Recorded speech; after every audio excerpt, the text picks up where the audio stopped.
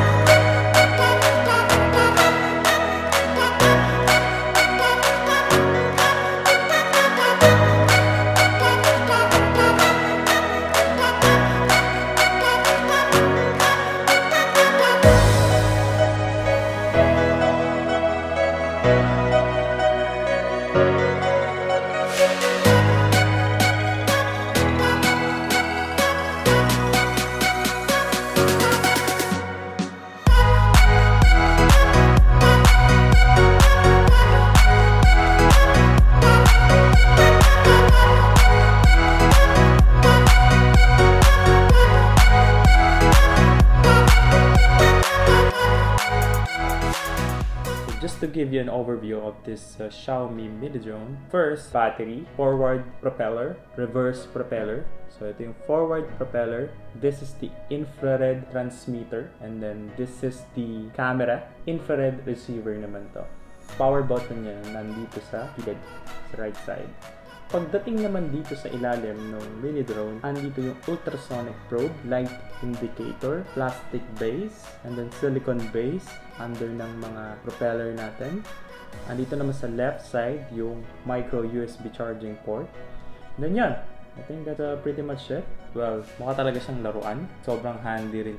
Composed of how many parts lang din. Just assemble mo lang siya. And then, you're good to go. Kasya siya sa mga maliliit na bag or even sa pocket nyo. Kaya kung malalaki yung pockets nyo, kaya mo siyang dalhin. Solid yung pagkaka-design niya. Sobrang simple. Well, what can you expect sa low price na mini drone? Pero guys, be very careful sa pag-judge dito sa mini drone natin kasi maraming pwedeng gawin to. Ano nga ba ang specification netong mini drone natin? So, ang dimension ng mini drone natin is 91 by 91 by 30 mm. Then yung shaft distance niya is 114 mm. Then yung timbang niya is nasa 88 grams lang. Tapos, yung battery capacity naman niya is 920 mAh. So, yung charging time niya probably approximately 60 minutes bago siya ma-full charge. And yung battery naman niya, I think it can last for just only 10 minutes. Medyo mababa kasi nga maliit lang yung battery niya. So, kung nakita nyo, maliit lang talaga yung battery. So, yung controllable range niya is nasa 50 meters lang. And then, yung controllable height naman niya is nasa 25 meters lang.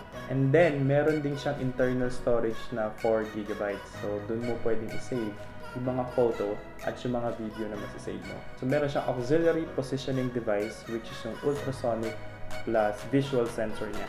So siguro nagtataka kayo kung ano yung max photo resolution nitong camera natin dito sa harap. So yung max photo resolution niya ay nasa 1600 by 1200. Then yung max video resolution naman niya is nasa 1280 by 720. So yan. Okay, so nandito ako sa kotse, punta tayo ng UP para testingin natin yung drone natin. So maganda siyang testingin sa open area para walang interference signal.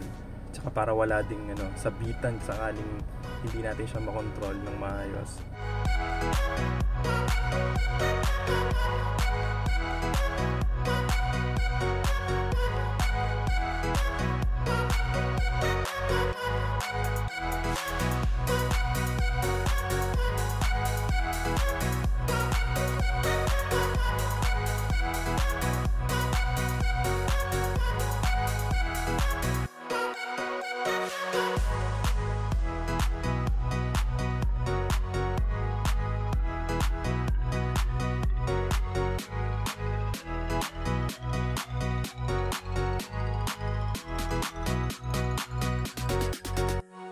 Okay, so nandito na tayo sa UP at subukan na natin tong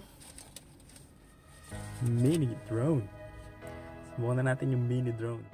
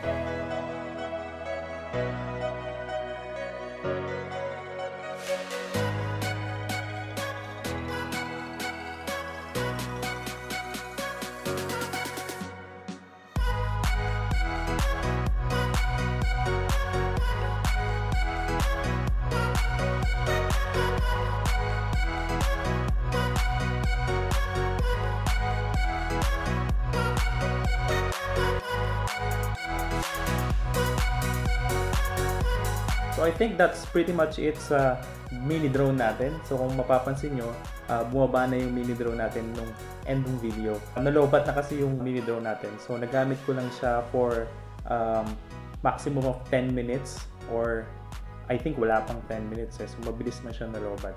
So isa yun sa mga downside ng mini drone. So I hope nagustuhan nyo yung unboxing natin ng mini drone. So if you like this video, please give it a like and I'll see you guys on the next one. Peace!